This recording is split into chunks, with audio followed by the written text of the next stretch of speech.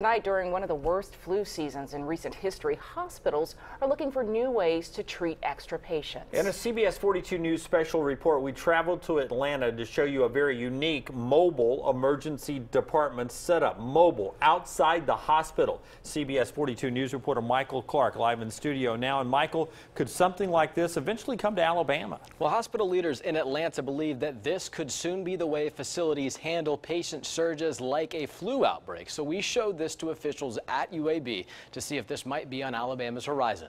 Hospitals across Alabama continue trying to stay ahead of the flu. We have run an extremely full hospital in the past couple of months, and it's made us sort of try to alter our processes to be able to handle the surge of patients. Dr. Janice Sanford at UAB Hospital says those surges include as many as 260 patients. We're trying to take spaces and carve additional patient care areas within those spaces. Finding space for care, a countrywide challenge, including 2 hours east of here in Atlanta. A lot of people have been coming in with the flu. We found Elaine Robinson outside Grady Memorial Hospital, fresh off a positive flu diagnosis. I got here at like 9 o'clock this morning and it was packed.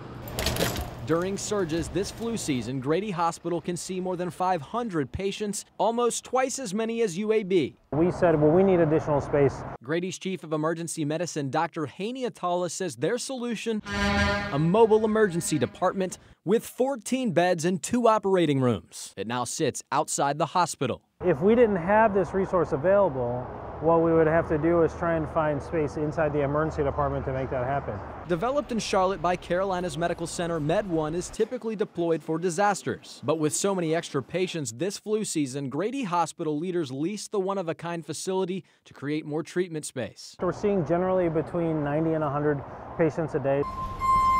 Grady can see almost 20% of its patients who are healthy enough for care in the unit.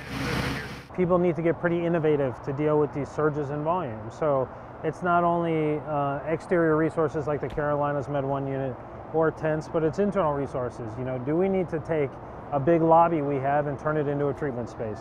While Dr. Atala admits we may be looking at the future when dealing with patient surges, Med1 isn't cheap, but hospitals recognize the value that similar units could bring. I can certainly see a use for these kind of mobile pods, particularly in a state like Alabama, where we deal with such natural disasters as tornadoes, as hurricanes. I mean, those can create surges of patients. Hospitals like UAB will continue to get creative this year before thinking ahead to the next flu season, hopeful the worst is behind them. We see our volume decreasing, certainly with flu patients, and so we hope that we're seeing a light at the end of the tunnel. Now, alternatively, there are some smaller tents being used to treat flu patients by California hospitals. It's interesting to note that Med1 has been in Alabama before, helping in Grove Hill, while that emergency room was renovated, assisting about 5,000 patients. In the studio tonight, Michael Clark, CBS 42 News, local coverage you can count on.